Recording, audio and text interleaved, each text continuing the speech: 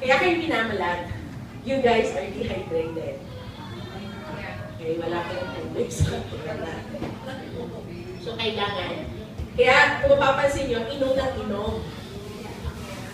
Kailangan, ano ka, hydrated ka.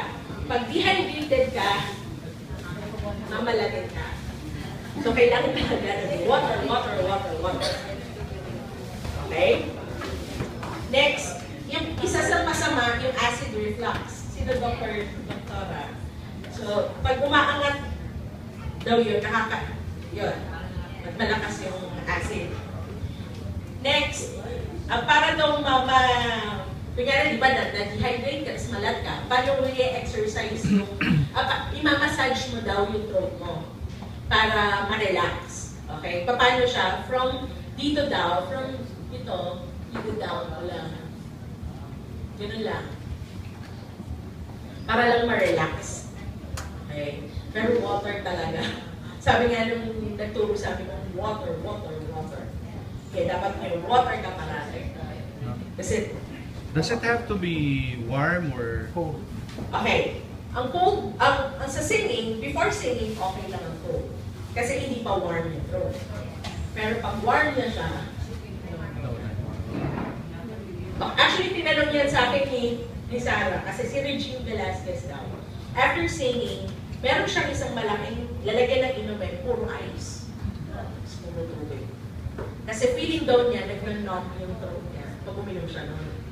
Hindi niya alam, winawarak yun yung boses niya. So, napansin niyo ngayon, wala na. Ginawa niya dahil yung acid reflux. Pero, yun na yun. So, sabi ko kay Sarah, yun na yun. So, sira talaga. So, yun ang technique niya. After singing, meron siyang cold water. And warm na warm yung throat mo nun, tapos biglang umiinuman. Parang apoy ng biglang so, no na. Ngayon, medyo ano na dapat. Tap water, okay lang. Basta wag po. yung boses ni Anne. Actually, si Anne, pwede ma-develop yun. Oo, meron na eh. Lumalabas eh. Wala lang siya, may time lang na pumapalya, wala sa tono. Pero meron eh. Kaya sabi ko, kung meron lang magtuturo dito na tama yung ano, pasok eh, magaganda boses niya eh. Kaya naniniwala ako. Naniniwala akong gaganda boses niya. Bago tayo mag-iwahiwalay, gusto ko mag-group tayo. Okay? Tuturuan ko kayo